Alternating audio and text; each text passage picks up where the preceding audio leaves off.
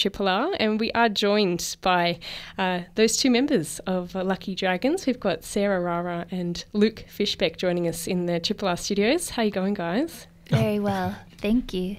Thanks very much for coming back. You were at Triple R back in 2008 performing in our very own Triple R performance space as well. Yeah, we did. Do you have fond memories of that? Very fond. That was my first time in Australia, and I made so many friends at that show that now returning to Australia, I see those people that I met that day. It's really nice to return and feel like you know a community. That you're not just a drifter or something like that. And I remember walking around this neighborhood too, and I kind of want to go back to some of the places we went right here. It's like really nice to feel like we're coming home a little bit. Because you mentioned that series, which is a local sort of community garden in some place that you visited the last time you were here, right? We just spent an afternoon wandering around it. It's like a large community garden right near the studio here. And I remember speaking to some people in the chicken coop, and they were telling me how that they just went there on their way to work and from work one day a week and tended the chickens and collected eggs and then went home. So it's really nice to think of a businessman stopping and picking up some eggs from a chicken coop on his way home. Definitely. I just thought it was really a lovely thing to have in the city. Well, we were really lucky to be a part of an art project that was happening yesterday at the Art Centre as part of Melbourne Festival called the Sumi Ink Club, which you guys founded back in 2005. And I guess we found it was a really interesting afternoon, sort of spent drawing in this giant collaborative wall artwork. Can you tell us a bit about the concept behind the Sumi Ink Club? It's very simple. There's only a few rules, and one is that everyone works on the same piece at the same time, and we all use the same materials. So in this case, at the meeting here in Melbourne, we used black ink, and we drew a panel that was on the wall at the Art Centre, and it's kind of like office hours or just an open invitation to come during a certain time span, and anyone can add anything to the drawing that they like and add anything to what other people have drawn as well. So it just kind of accumulates over the course of an afternoon. And since everyone works on the same piece, it kind of gathers everyone and focuses everyone's attention, and that generates a conversation and a really nice time to just talk to a stranger because you're kind of squeezed right next to them working on the wall. And so all kinds of interesting encounters happen when we're drawing, and I got to speak to a lot of people, and it was a really nice, diverse group that stopped by, like all ages from little kids to older people. So that's kind of the ideal for us. Yeah, I think it's one of my favorite things to do when we first arrive in a new place is to have one of these open to the public drawing sessions. Because it really is a great way to get all of your friends in the city together, but then also to make new friends. And I think that it's been nice to combine that with playing music, because there's a lot of exchange that isn't really possible in a music setting that you can have when you're just drawing together. And it's really for all skill levels, because it's every mark it gets added to, and I don't know. It's a constructive thing to do with the community. Definitely. And it can be a little bit intimidating, I guess, for some people who don't spend a lot of time drawing or painting to sort of get involved. But the environment that you create is very much encouraging of people, even if they don't want to represent new images, to kind of contribute and change other people's images as well. Which exactly. And I'll often demonstrate that just, if someone's like, oh, I don't know how to draw it, then I'll just make, what is clearly a unskilled mark where it's somewhere where they can see and say, okay, there's really very low barrier to entrance here. But it also, it's the virtuosity of it comes when you have many people making something together. Definitely. And it must be really interesting, because I suppose you hold this as a regular meeting, so you must see an awful lot of different sort of visual styles taking place. But are there things that you've learned or that have surprised you over the years, or things that you find that people often return to visually? Yeah, there's a lot of things that appear in drawings that occur all over the world, and one is like people adding hats to things other people have drawn. Oh, yeah. They'll look at the drawing and be like, oh, I'll add a hat to that, or I'll add legs to that. Eyeballs. Or like a lot of butts and poop as well. So there's just these like human fascinations, I think, that really come out during the drawing. Yeah. It's so funny. I mean, I wish that it was not just drawing that was able to do this. It's almost, drawing is maybe a different kind of language, and you say, well, what if people could express themselves through language or singing or playing an instrument in as wide a range of styles every day? Then you just have everybody singing in their own style everywhere you went. It's pretty amazing, the parade of styles you get. The one that I have been watching out for is the abstract expressionist. Someone who really just wants to splatter the wall with paint and like make this like a really emotional gesture. They're out there. And it's not really a gestural experience, but some people take it there. Like for me, it's more symbols on the wall more than the gesture of drawing. You're really looking at what is there, and it's very graphic. It's very linear. So when an abstract expressionist comes along, it's like a little tense actually, because they need a lot of room around them in order to do that. And it's more about proximity to other people usually.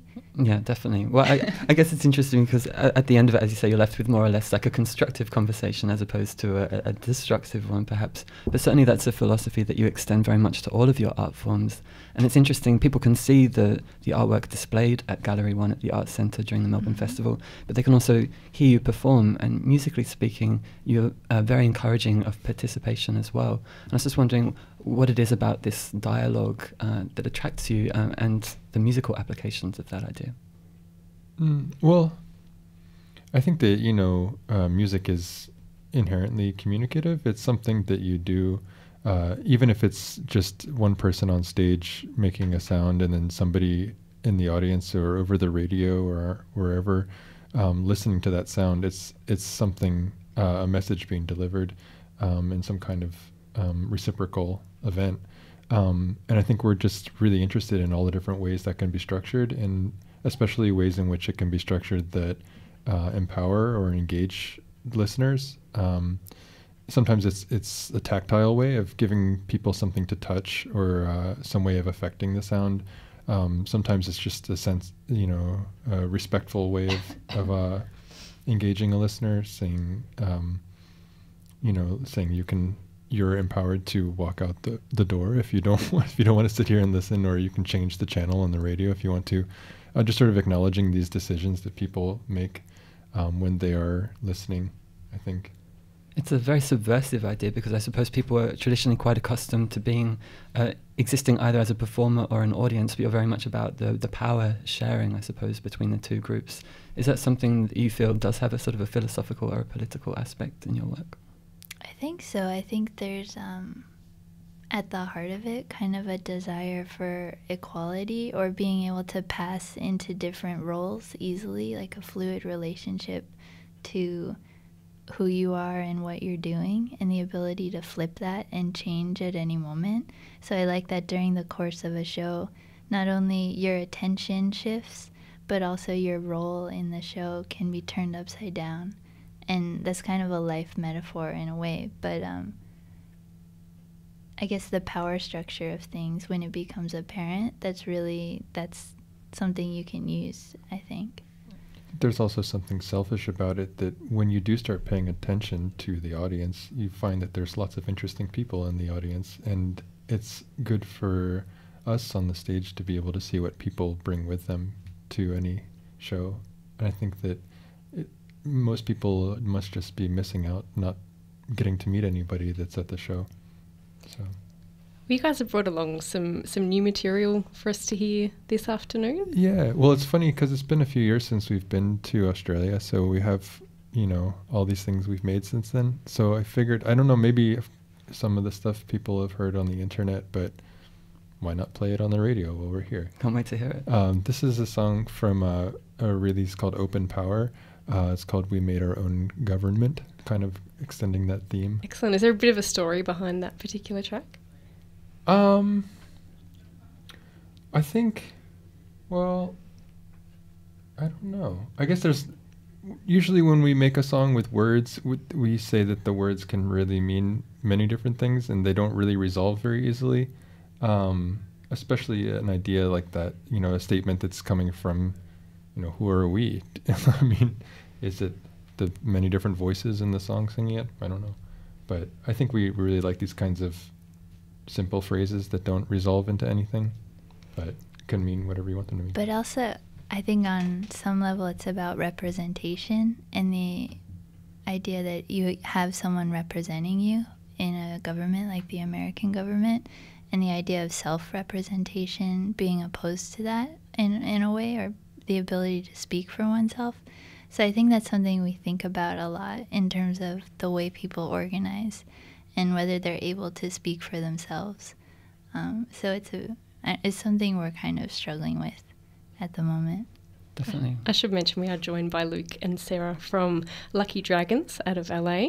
In terms of how you go about creating a track, I understand most of it's sort of born through improvisation, and you play most of your shows by ear as well. Mm-hmm. Can you take us through the sort of the starting point for a track, and how do you know its natural end point, I guess? It's very tricky. we actually forget how to make music all the time. I think the only way we really know how to make something is to listen to it over and over and over again. And each time we listen to it, you'll hear something new, and then you can say, oh, either that stays or that goes. And you just do that over and over and over again. I don't know what to compare it to, but I think that the only kind of active thing I can do in terms of making music is listening. I think the process is a lot like archiving, because we spend so much time making recordings and then developing systems for categorizing those sounds, and then cull from that. And the things you find on recordings are very, very edited and played with over and over. So it's very different from the live show, where we start with a set of rules maybe, or a tuning system, and then just go from there, and it develops in a more smooth arc, whereas the recordings are really like cut apart and things added and subtracted over and over and over until just the feeling is there that this thing is complete. I've heard you describe the way that you make music in the process as being like a game. Can you sort of elaborate on that for me? Yeah, it's because there are definitely rule systems in place, whether they're articulated or not, but it's also very open-ended. Like a game, you don't know what the outcome is when you begin making a song. We don't know what it's going to sound like when we start working on it. And I think a game is similar, where you have certain steps or maneuvers or strategies, but you don't know what the outcome is. You don't know what the win is. I would think about it even more like a play thing. It's something where there's no goal except to play with it. The goal is to play, to keep the game going in a way. So I suppose there's an internal element of danger, though, that, well, in the live context, you're not exactly sure exactly where it could go. Definitely. There's a huge risky element that I find kind of thrilling, because anything could happen, really. Definitely. And I guess in the studio, it's obviously a lot more of a controlled environment, but do you set yourself sort of challenges in a similar way? I think technical challenges, like we'll say, recently we did a piece that had, was it 4 channels or 6? 4. And we were thinking, how can we make it move in a circle instead of a square? So we have these technical challenges that are almost mathematical. And also, what is it like to talk over a song or to talk with a rhythm? We haven't done that before. Which was rapping, basically. They're very like simple, like, oh, how is this done? Let me try this kind of things. But always with a degree of curiosity and interest in kind of challenging the limitations of your existing knowledge. Yeah, and I'm not sure if I ever fully answer these questions, because usually I arrive at something on the way of trying to figure out that I want to share, and then the recording is that point, sharing that point of the process. Yeah, all of my favorite music that I've ever listened to, it has a questioning to it that stays through the end, like a playful questioning, like that doesn't get edited out at any point. It sort of is allowed to stay in there till the end of the, when it is delivered to you as a record. Or a lot of mistakes stay in there as well. Like this one song, Clipped Gongs, is actually the sound of a gong recording being clipped off before the thing really decays or trails, and then using that formally. So a lot of the mistakes in a recording process kind of become their own thing and become their own jokes. So it kind of works like that, one thing layered on another and just discovering as we go. Definitely. Now, I read that you guys were involved in playing music recently for 12 hours straight. Is that correct? Oh, yeah. What was that for? That was an event in Los Angeles called Tonalism that a local internet radio station, Dub Lab, organized. And so we played for 12 hours ambient music. It's an ambient music festival where there's just pillows on the ground and people just lie down. And gosh, that was such a strange experience because it altered my hearing and my sense of perceiving sounds for days afterwards. Yeah, because for the 12 hours, we were only playing in this one scale, like this one tuning system. So we had all of the sounds were being auto-tuned to be in the scale. So it was very beautiful sounds, all with no wrong notes. And then we walked out after the show. It was 6 p.m. to 6 a.m. and walked out afterwards. And I heard that scale in everything. Like I heard, the trucks driving past sounded like that. The air conditioning sounded like it. It's just like all the white noise in the world was now in this tuning system, and it was almost like emotional. I think also because we had been staying up all night, I was very teary-eyed, and everything sounded so beautiful. But I couldn't listen to anything for days afterwards. My ears were just broken. Afterwards, I kept hearing machines and thinking that needs to be fixed. Yeah. Like I got on my scooter and something is not right with the engine, because it wasn't, when things aren't perfectly in tune, like the harmonics of the scooter were off. And I knew, oh no, it's not working very well. Sounds like you reached a different level of consciousness as a result of this gig. Yeah, just hyper aware of sounds for the next few days. Well, you guys are in town as part of Melbourne Festival, and you played with Black Dice over the weekend, which I understand was probably a bit more of a subdued sort of show for you, and that on Wednesday it's probably going to be a bit more interactive. Is that right? Yeah, that's what we're hoping. We're brewing something that I hope works. Yeah, that's the thrilling aspect of live music. Excellent. Well, it should be an amazing show. You're playing with Jeffrey O'Connor as well. And thanks very much for joining us in the studio as well. It's been a pleasure having you both in. Oh, totally. Thanks for having us. I understand you've got also a film screening tonight as well. Yes, tonight at Tape Projects, I'll be screening a movie I made called Array, and the doors open at 7. Terrific. And are we going to leave with something else new, or what have you lined up for us there, Luke? Oh, we're going to play, I think I'll just play this little short song by our friends. Sunfoot is the name of the band.